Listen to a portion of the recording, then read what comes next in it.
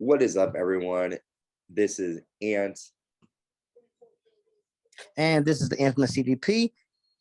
Infamous. My man is here, and we are a part of the Uncensored Pro Wrestling Podcast, and you are checking out the Attitude Years episode. I think this is episode 8. We're on WWF Raw is War, January 19th, 1998, live in Fresno, California, the night after Royal Rumble. Stone Cold Steve Austin. Go ahead. The show starts off with a tribute to Juanita McMahon, who I believe is Vince McMahon's sister. Oh, I thought that was his mom.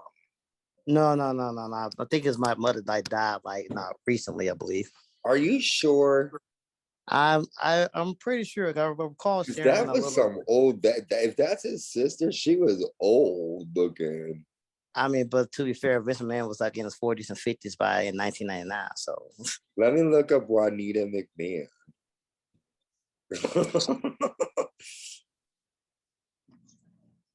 No, that was because she was born. Infamous. She was born in 1916. If she was alive now, she would have been freaking at least 100, right? 100 plus, I believe. No way. That it says that she was married to Vince McMahon Jr. So this is Vince McMahon Sr. Vincent J. McMahon is her husband. So yeah, so that was. Oh, that was a mother. Okay, well, my mistake. So it's okay. His sister. I mean, that's nice. She's probably smiling somewhere. I mean, no, the thing is, I looked at the McMahon family tree, and on Wikipedia, I guess on the phone, you got to set up kind of weird, but whatever. Juanita. That's a name. I love it. Well, rest in peace, Juanita McMahon. It's been over 30 years at this, close to 30 years at this point. So I'm sorry. But no, I feel bad. She didn't get to see friggin' Kane set the Undertaker on fire. She didn't get to see Stone Cold Steve Austin win the Royal Rumble match. Terrible. Years of wrestling history she missed out on. Sorry, Juanita. Rest in peace. So the show opens with Paul Bearer. He comes down to the ring and he laughs and says, "I gotcha, didn't I?" He claims that he should have gotten a Golden Globe for his acting ability. It's the first time in 7 years you saw a smile from the Undertaker after the two brothers saluted each other. Last night was beautiful. Just when you thought Kane was going to help Big Brother, no, he chokeslammed him down in his own casket. Paul Bearer says, "I had 3 locks. Kane started chomping with an axe. A girl was crying during this. Kane poured gas all over the Undertaker's casket. Finally, all it took was one match, and there was a towering inferno. It felt so good. The big plan has now come to pass. Undertaker is gone and never to return." The Undertaker music comes on. A casket is brought down, and Kane climbs out of the ring. He presents the last surviving member of the Undertaker's family, Kane. So pretty much this has just been a sort of mockery of the Undertaker. Paul Bearer is saying, "I played you all." It's hard for me because I sort of watched this in reverse. I always knew the Undertaker and Kane storyline. So for me watching this, I wasn't, I feel like if I was a fan old enough back then to watch, I would have probably been surprised. I probably would have thought Paul Bearer, seeing Kane and Undertaker work together. But I wasn't surprised. What did you think of Paul Bearer's boasting about, Undertaker and his brother and Undertaker never to be seen again? Well, 2 things. One, of course, RP to Paul Moody. Second thing, I don't know about you, but let me ask you this. Which one is better to you? Black hair Paul Bearer or blonde Paul Bearer? Black hair Paul Bearer used to scare me. It, because I was mortified. There's that one Royal Rumble 1994 My brother gave me total PTSD. I told the story before. I'll tell it now really quick. I used to be a big fan of Joint the Clown. And my brother used to have the Royal Rumble in 1994. We were just talking about this at the Royal Rumble. Check out our archives if you haven't watched it yet. The Royal Rumble 1998 recap. The only time Undertaker has lost a casket match was at that Royal Rumble. And my brother used to say, "Oh, you want to watch Johnny the Clown?" I was literally, and I'd be like, "Yeah." And so he literally put me in a blanket, and I'd lay there. I'm like, "All right," and then he'd be like, "Okay, it's time to watch." And he pulled the blanket off, and it'd be at that moment where the Undertaker turns his head while he's in the casket, and he looks in the screen, and that used to traumatize me. And I remember seeing like the promos, like the vignettes where like they're building the casket and over, oh my Undertaker, like that. It used to terrify me as a kid. But the blonde Paul Bearer has a lot more range. There's a lot more. He has a bit more character because you're hearing more from him. You're hearing more about his backstory. You know, you're learning that you'll learn that a little bit down the line more about Paul Bearer, daddy situation. But well, to be fair, I guess one could say because they were transitioning, it was right in the middle of the attitude era, excuse me, that everybody just needed to get like a bit of a adjustment to their attitude and character. So I guess that's one argument one could say about that. Yeah, but like as a kid, I think for anyone, it's always gonna be the classic Paul Bearer that everyone loves, and I still do too. But I think this is really good storytelling, So moving on. Yeah. Moving on. DX has a promo saying with Jim Ross, I believe, says that DS is gonna try to find Taker tonight. Yeah. With like nothing much going on around here. Ain't you got anything? Yeah, no, they're just mocking Undertaker, which is never really a good idea. One tiny thing, I gotta imagine how I wonder how Shawn Michaels was feeling when he did that promo. I had to come back to work the next day. I mean, I can only imagine how he was feeling. Oh, yeah, that's right, because he got injured. Yep. Damn. Well, he fought in Royal Rumble 1997 with the fucking flu, so he he would fight sick. Well, I mean, sick. I mean, I'm sick is kind of different than the broken back. Yeah, I know. You're right. You're right. I always said work sick. Well, at least he wasn't doing any, physical maneuvers, thankfully, until WrestleMania 14. Right. Matter of fact, like it's gonna be interesting watching all of these Raws and shows coming up to see like how Shawn Michaels was what activity Shawn Michaels was doing. Oh, you get ready. They're on some stuff. So we have the Nation of Domination taking on the Disciples of Apocalypse, and the match starts with Skull nailing a big boot to D'Lo Brown, with martial arts kicks to Chains. The Nation take control. D'Lo misses a moonsault. All of the men fight in the ring. The referee rules it a no contest. Both teams fight after the match, and then The Rock and Mark Henry attack DOA. But then Ken Shamrock and Ahmed Johnson run down and even the odds to help DOA clear the ring of the Nation of Domination. I did not realize that Ahmed Johnson was still in WWE at this point. I thought he was done by 1997. So to see him is interesting. What do you think? I mean, he really wasn't used right? I mean, when was the last time we saw Ahmed Johnson? Probably Royal Rumble. That's Royal Rumble the previous night, and then like I don't think I saw him like weeks beforehand though. That's what I mean. Like, did he make did he make a return at the Rumble? Because I feel like he hadn't been on since like the summer of '97. So seeing him, back again, it's like, oh. But what do you think of this sort of like formation of Ken Shamrock and Ahmed Johnson helping out DOA? That's Disciples of Apocalypse. Just like this whole Game War storyline, I am just fucking tired. But good, let's thank God they're about to split this thing up. Well, wait, hold on. This goes on for the rest of 1998, don't it? Well, I won't tell you. No spoilers here, sir. Just keep on watching. And listen, anyway, there's one tiny thing. Kelly has said Ahmed has never looked better. Fucking cow. Like we all saw that beer gut that he was hanging out there, and just like, no, sir, no, sir. Like Kevin Kelly, I love you. You do excellent work at NJPW, but no, sir.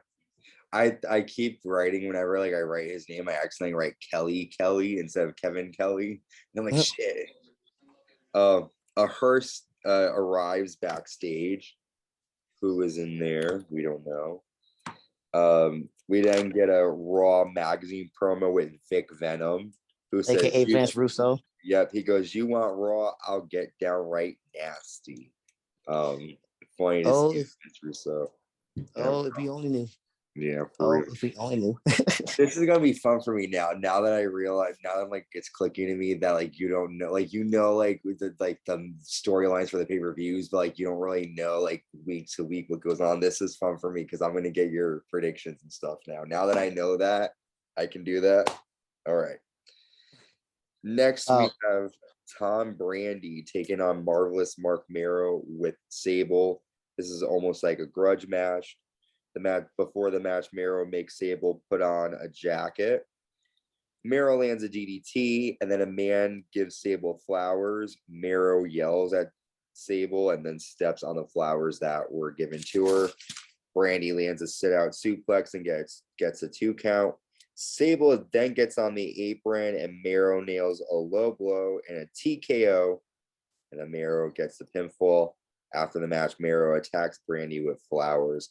I don't understand why Sable keeps on like or any manager. It's like, let me be smart and try to tell the referee during the match that person cheated. It's never going to work, and it distracts your the person you're managing or the person you're trying to root for. But my question for you is, who do you think is giving Sable these flowers? Who is her secret admirer? Do you know? I have no idea, but I got 3 letters for this mess. I got 3 words for this mess. For fuck's sakes, this mess again? Yeah. I mean, like they did like the whole like pay-per-view ending promo, like what is it, like the week before the Rumble, and then they're gonna put them back out there in the ring, and then so yeah, I got nothing for this match. Just don't care. Yeah, really not. Now, now this next match was a bit surprising to me, or as Tony Timo like to say, this tag team distraction. It's the Quebecers taking on Cactus Jack and Chainsaw Charlie. Yes, well, before we get there, there were a couple of things that happened. There were a couple of moments. We definitely will get there. But before that happened, DX are backstage and they're looking in the hearse, and they see a bunch of girls inside of the hearse, and so they all, jump on DX. We all thought it was going to be the Undertaker or somebody like that. It was not. Then we do get the Bushido Blade PlayStation Slam of the week, and it's from the Royal Rumble of Vader, nailing the Vader bomb on the artist formerly known as Goldust with Luna on his shoulders. I never played Bushido Blade. And then before our match, Mike Tyson's limo shows up. And infamous, you said, our match, Cactus Jack and Chainsaw Charlie against the Quebecers. I don't know if this is the first time we're seeing the Quebecers again since like 1994. Maybe. Well, wait, like didn't no, not only did they make an appearance in the Rumble the previous night, but yeah, I was saying that wow, the Quebecers, they went back on this one on a Raw. Yep, and they have completely different attires and everything. But the match starts with Cactus Jack sending Pierre into the steps. Oh, by the way, the guy with the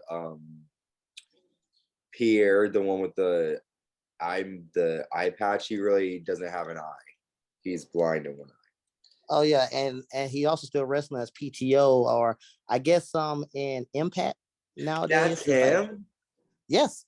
Really? Yes, the former Ring of Honor World Champion. That is John LaPierre. He was part of the Quebecers, and the other guy is the Mountie.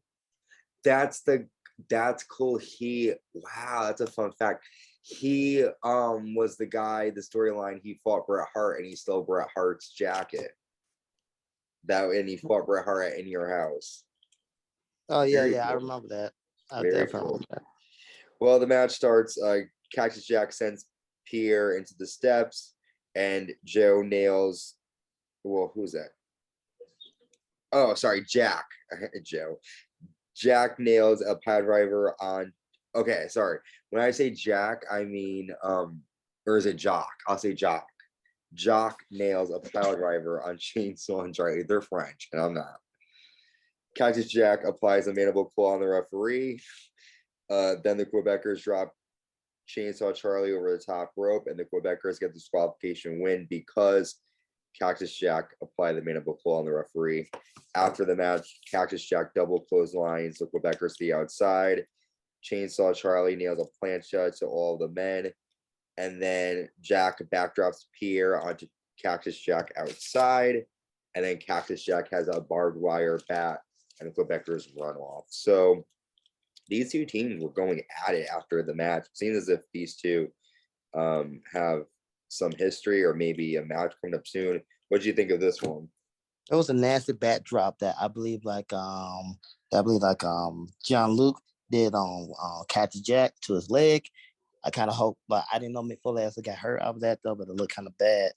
To me, this is just like a swerve, bro, because like Cactus Jack and Chainsaw Charlie are like engaged in the feud with the Outlaws, or started to get engaged in the feud with the Outlaws, and then you're gonna have them lose by disqualification from Mick Foley doing his finishing move.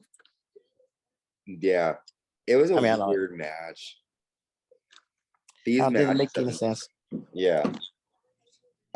Speaking about making sense, the NWA North American Championship, the NWA North American Champion Double J Jeff Jarrett with James E. Cornette and the Rock and Roll Express defending against Bradshaw with Barry Windham. I'm gonna be honest with you, this match I sort of like stepped away for a moment, but Jarrett got the win after Barry and Bradshaw accidentally bumped into one another. And then Jarrett got the roll up. After the match, Barry Windham attacked Bradshaw and joined forces with NWA. So now Barry Windham is a part of that faction alongside James E. Cornette, Jeff Jarrett, and the Rock and Roll Express. So what do you think of the NWA? So I guess Barry Windham had just decided to you can't beat him, join him, because he did face Jarrett for that North American title. So then he comes out with Bradshaw, and then he turns and joins the NWA again. A swerve, just a swerve, bro. Yeah. Yeah, it's swerve, and I'm not Swerve Strickland. We then get our next backstage segment. DX is looking for the Undertaker, and the lights start to flicker backstage, and they look on nervously. We then go back to the ring, and the Undertaker's music comes on. At this point, are we in the war zone yet? I think so. We are. Yeah, we are.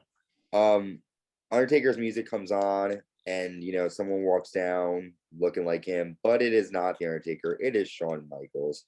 And DX then come out and they bring out a grill, and they have marshmallows and hot dogs. Triple H says Shawn Michaels and I have huge weenies, and he asks Chyna what she's bringing to the table. Chyna pulls out a big salami. HBK says Undertaker is done thanks to DX and Shawn Michaels. And I like this. Triple H wants to talk to Mr. Hanky of the WWE, Owen Hart. Next week, Owen, I'm giving you a shot at my European title, man to boy. Triple H says, I have one leg, but it won't matter. I can beat you anytime I want. For all your, what's that? Canadian gins, there's, for all your, for all you California girls, there's no need to ride Space Mountain. I got a rocket if you want to ride. Sorry. I wrote CA and I thought that meant Canada for a minute, but it was California because they're in Fresno, obviously. Right.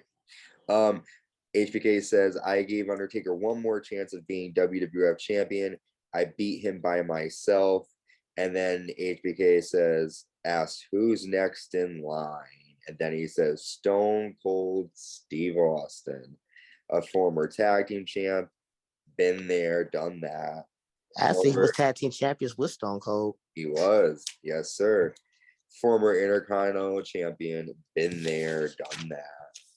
He goes, there is one more mountain for Steve to climb. Shawn Michaels is at the top of that mountain because Shawn Michaels says so. Ask around the WWF locker room, call every wrestler HBK has sent down south. HBK lays down for absolutely nobody. Unless Undertaker catches you in gorilla position, tape up his hands, but that's That's right. Yeah. I was just about to say that. And I like how they were. I wonder if like fans were like privy of that knowledge back then. They probably didn't know about the Undertaker, but I wonder if they knew like Shawn Michaels didn't want to lay down for certain wrestlers, because I mean he's pretty much speaking from the heart. You know, he said that I'm not gonna lay down for anyone. And it's true. He didn't want to lay down. He told Bret Hart straight out. He's like, I wouldn't do the same for you. So it's interesting that they would even hear that. Very cool. What do you think about this? I got to say, old school DS is just fucking great. Yeah. You know, it's better than the new generation, the PG DS, but you know, the whole like interest, everything else, you just can't beat it. A lot of sexual innuendo, but it's 1998 DS. What do you expect? Yeah. Let's see. I don't have like too much more about this promo. Yeah, really not much, but it was just a way to kind of bring up DX, and I like the little mention of Stone Cold. We then get a little promo. Western Union presents No Way Out of Texas. It's going to be live in February. Great pay-per-view coming up. We then see Mike Tyson backstage talking to Sonny and the Legion of Doom. I'm not testing that one. Yeah. We then have a next special match. Owen Hart, the WWE light heavyweight champion, Taka Michinoku, and the Headbangers taking on Los Boricuas. This is another match I really didn't pay much attention to. I'm not going to lie. Savio Vea nails a spinning heel kick in the corner, but Owen gets the win after he applies a sharpshooter on Jose, and Jose taps out. After the match, Owen accepts Triple H's challenge for next week on Raw's War for the European title. What do you think? Again, nothing. Nothing much yet. Like I said, I guess you said that Triple H was kind of interesting, but you still have him like doing spots or having him like hit the Undertaker or take like certain bumps or whatever. So I don't know what was going on. I don't know. There was like refusal from Owen to do certain stories, to do certain things.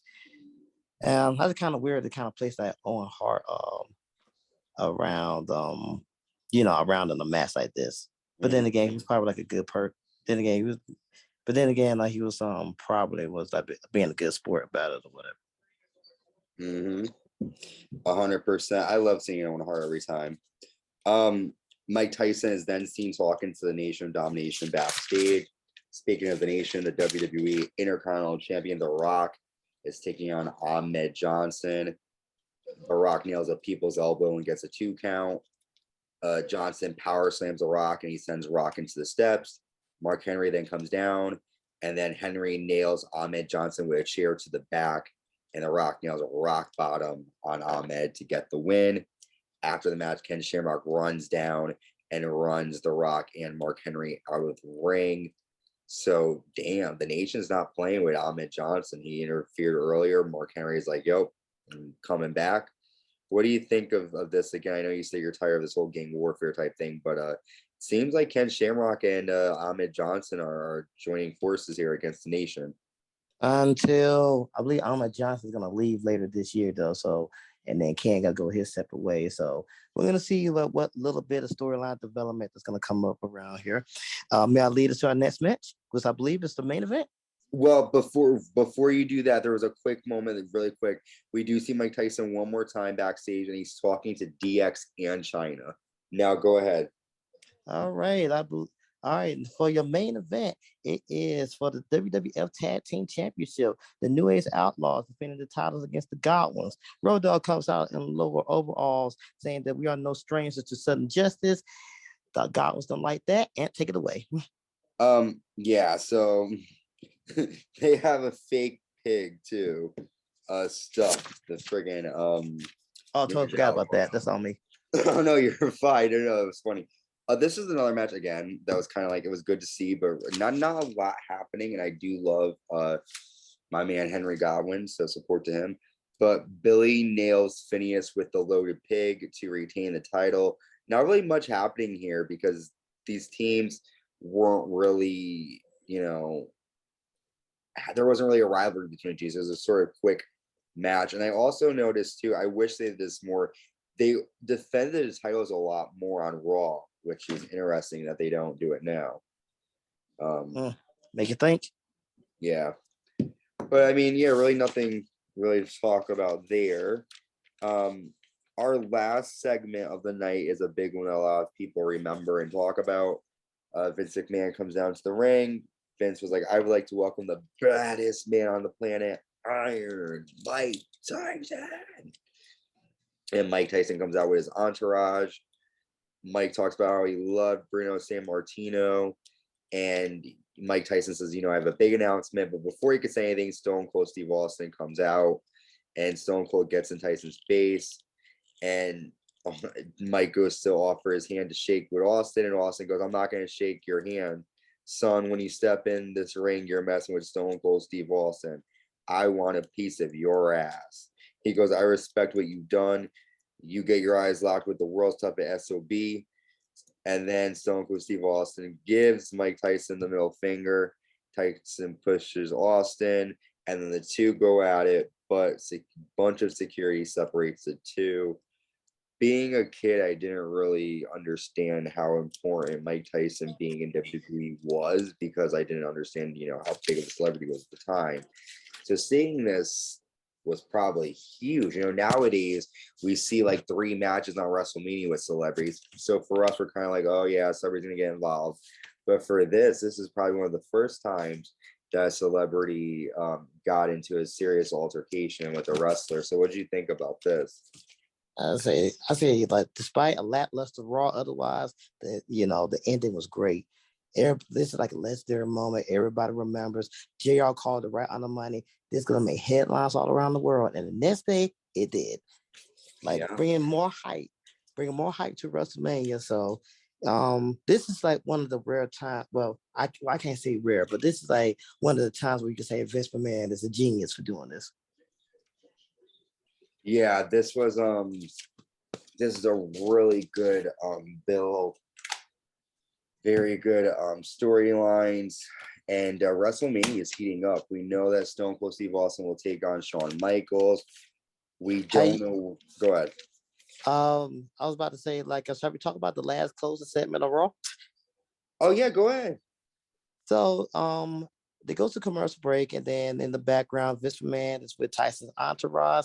Tyson is furious about Stone Cold Steve Austin, and then he drops the F word, and it's not the 4-letter one. But then, like, Tyson has since like pronounced his like homophobic views since though, but yeah, like late 90s Mike Tyson, that was an animal. Yeah. I didn't realize that even happened. I kind of surprised Peacock left it in, honestly. Well, I mean, they'll keep that in, but get rid of like other shows. I don't understand why Peacock still doesn't have any of the like heat from like 2000. There's like only a couple from 1999 at this point. Like, where are all the Sunday Night Heats going? Where are they at? Yeah, no, they really need to try to work on that network a little bit better. Yeah. But anyway, ladies and gentlemen, that is our show. I have been infamous CDP. This is the Italian guy, Ant. That's right, sir. We are signing off. We will be back next week with Raw is War from January 26, 1998 in Davis, California. So much going to happen there. We're on the road to WrestleMania, the road to In Your House, No Way Out of Texas. We will see you then. Bye. Peace.